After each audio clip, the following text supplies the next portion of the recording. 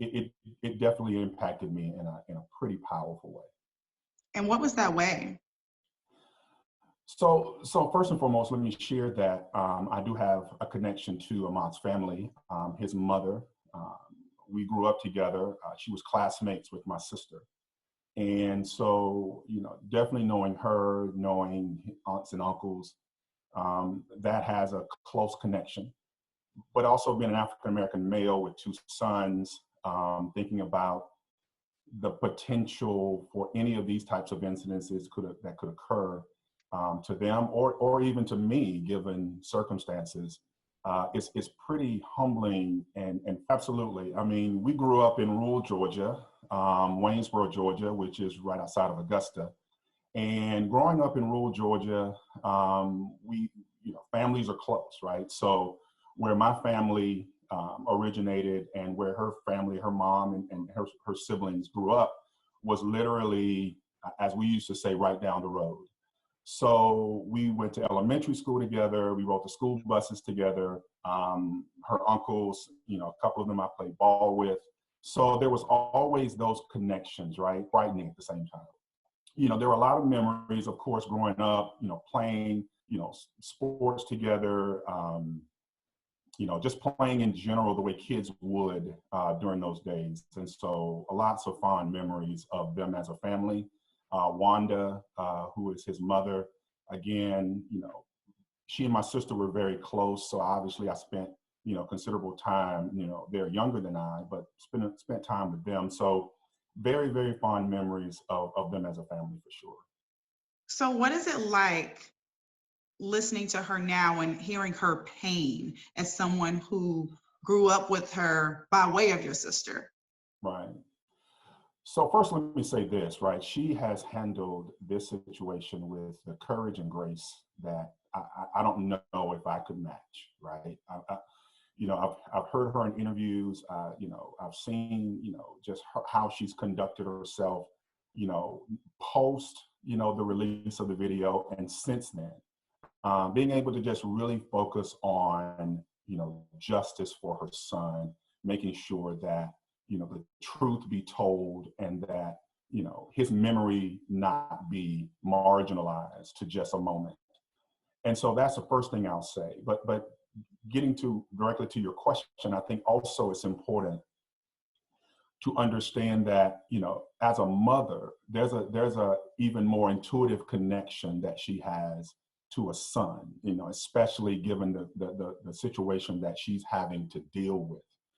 And so her ability to be able to keep her composure, her ability to be able to speak only in the moments that matter versus getting caught up in maybe some things that others may want her to or may feel like it's not, meaningful at the moment. It's really a testament to her strength, and it's a testament to her courage. And so, again, it's probably more of an indicator of just how she was able to comport herself. Says a lot about, how she was raised, how she was brought up, and the lessons that she's learned throughout her life. Now, as someone that is an administrator, you work with students, you work with different education-based faculties. When you look at those students, or when you think back and you remember certain students, do you ever think, wow, can I protect them from the harsh realities of the world? Is that a thought that crossed your mind many times as a principal in counties like Newton County, where you had a large population of African-American students or minority students, Right. poverty-based students? Right. So one of the things I thought was very important and I think helped build the kind of relationships that I wanted to, and I thought I was successful at doing at Newton High in particular, is, serving as not just an example or, someone that could be potentially a role model, but also making sure that you stay connected to the realities that many of these young men faced on a regular basis, right?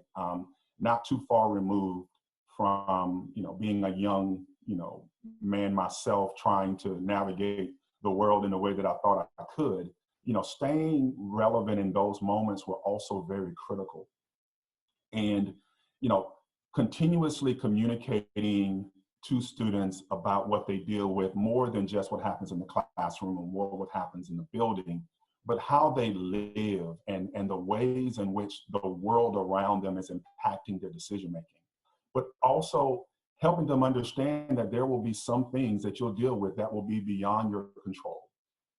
The way people see you often may not be based upon how you act or any of those things. It may simply be by the way you look. And that's an unfortunate reality, but it is one that we have to be honest about. And we have to give, our young people the tools necessary to navigate those things, do it in a way that may not bring them harm, but at the same time, understanding that sometimes those things are beyond your control and you just simply have to do the best you can to be the best you can be. But how do you teach that to people whose, I forgot the part of the brain that they say it doesn't even develop until you hit a certain age. So how do you teach that? How do you instill that? I mean, we all have heard of the conversation that almost every, Black person that I know, we all know what the conversation means. So how do you facilitate that conversation with your students and your sons? Right. So you have to be honest, right? You can't cut corners with this. You have to put it bluntly, put it on blast, whatever terminology you want to use, and be very clear and consistent in that message, right? I think one of the major things that I've always experienced, and I can say this even in conversations with my sons, is that, honesty and truthfulness is the only way to continue to make these things stick and you remember. And so, if I can point to something and bring relevance to it and see it as an example of how to navigate, then that can be an example that others can use as well. But I've got to be willing to open myself up and share those experiences. I shared some experiences that I dealt with even as a young person growing up in rural Georgia, where potentially what happened to Ahmaud could have easily happened to me. And so I have to be transparent about that. I have to be open about that. I have to, say that even someone who has achieved a certain level of success in his career could still be subject to that, but not make that be a determiner or a barrier to them wanting to move forward with life as well. So despite those things, you can continue to move forward.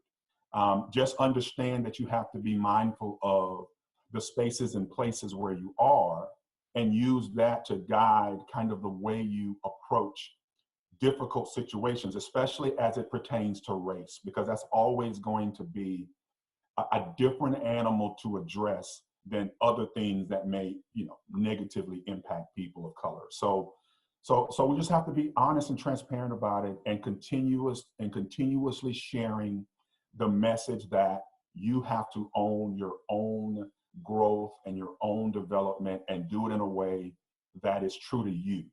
And as long as you're not negatively impacting yourself and other people, you have to let it stay where it is. Well, Dr. Sams, you shared that you grew up in South Georgia. I'm going to jump out on a leap here and say that you've probably experienced some racial or racially based, racially motivated incidents yourself, Sure. right? And Sure. you have, I don't even know how many degrees you have now. I don't even remember how many degrees you have then, how many certifications, I don't know. Right. But you have multiple degrees, right? Correct. Is there any incident that you can share in particular where you were scared? I think people, specifically men, Black women, we need to know that we're not alone. Are there any instances, any specific one you can think of where you're like, I can share this? Sure. I can remember back when I was in high school and played basketball, and several of us who lived in our same area, we would ride back and forth to practice together. And so one night we were leaving basketball practice, and there was a group of white men who were, they were, in the middle of the road, kind of blocking the road. I don't think they were doing it purposefully, but they were, right? And so one of the passengers in the car basically said, "Get out of the road," right? Get out of the way, and said it with a pretty harsh tone, but said it nonetheless. And so, needless to say, those gentlemen got in their truck and they began to chase us. And the faster we went, the faster they went. And, we had no idea what was about to happen, but, unfortunately for us, they were not able to catch up with us. We were able to get to one of the guys' houses, and we literally parked the car in the back of the house. We saw the truck go back and forth down the road 2 or 3 times looking for us. And, at the end of the day, we were able to survive that moment, right? Nothing that was said to those gentlemen should have caused that reaction. I mean, you could have made a comment back, or you could have ignored us. We were some, teenagers, right, who were, trying to get home from practice, and it was late at night. But, the fact that they got in their truck, and chased us, and then continued to try to look for us once they got to our area, really said that at the end of the day, you felt the kind of power that you could, stoke fear in us or whatever you were trying to accomplish. I mean, what would you have done had you caught up with us, right? What would you have done to each of us? So those are the kind of moments that I remember that crystallized my thinking around where we are, even in today's reality. We're talking about something that happened over 30 years ago, but it still stays with me in moments that I think about with Ahmaud and others, where, the fear of demographic changing and the fear of, equality in some cases is really making people or forcing people to do things that are designed to bring those things back to where they are more comfortable. And that in of itself says a lot about where we are as a nation, as a society today. There have been cases where, there's been, assaults. There have been cases where there have been, physical interactions. There's been, cases of, improper arrests or those kinds of things. To the degree in which Ahmaud's case is, I'm hoping and praying that what we learn and what we gain from our advocacy and our support of his family and justice, that we minimize those things from becoming the norm or a new normal, as you mentioned earlier in our conversation, because we are facing a return to a lot of things that many of us would hope would have died well before now, and that is, being able to use fear as a way of controlling how people live and what they do and how they do. But yeah, there have been cases, but I don't know of very many to the degree in which we're dealing with now with the Ahmaud's case. But one is way too many. Do you believe in that there is a such thing as degreeing your way out of those situations? No, I'm sorry. One of the things I think is humbling for me, and again, I'm middle-aged, African American man who's a professional who has, as you mentioned, a whole bunch of degrees.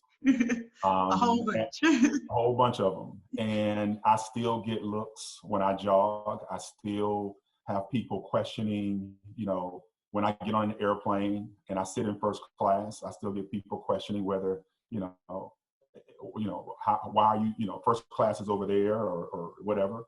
I still have situations where, on elevators and I'm sitting in a suit, folks, kind of standing next to the wall because they don't really know where my head is or whatever. So I mean, degrees won't take that away. You know, degrees doesn't change my skin tone, doesn't change the amount of melanin in my skin. And so as long as, you know, race and color is being used as a descriptor, it will continue to be something that will be used to judge, to prejudge, and unfortunately, you know, be done to someone's detriment.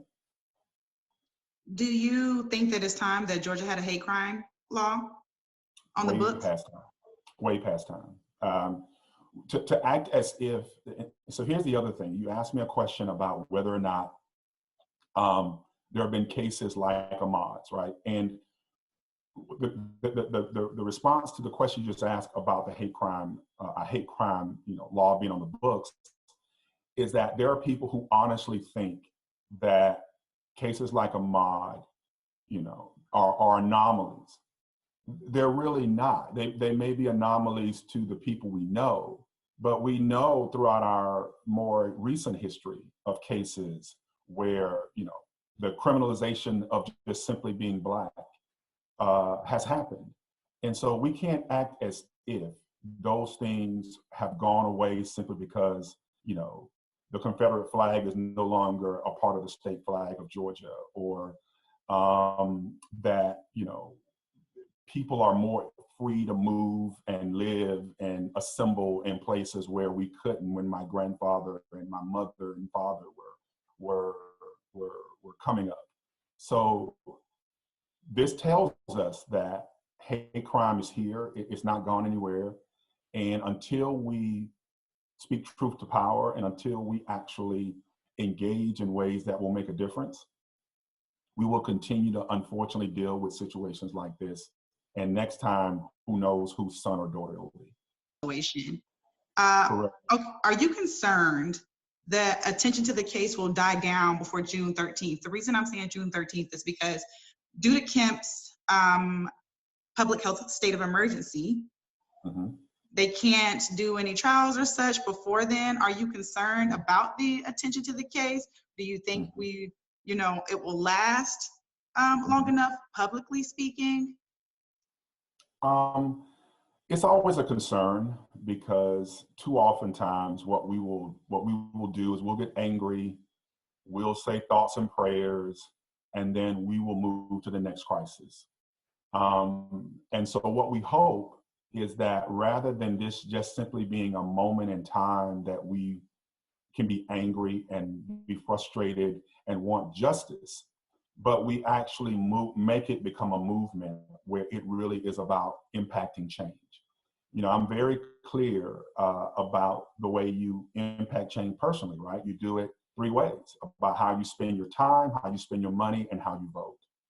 And those 3 things will be things that will transform this from a moment in time where we are angry and want, you know, justice to be served, to whether this will be a movement that requires Georgia, requires the United States to look at itself and face some real harsh realities about how we do what we do as a state and as a nation.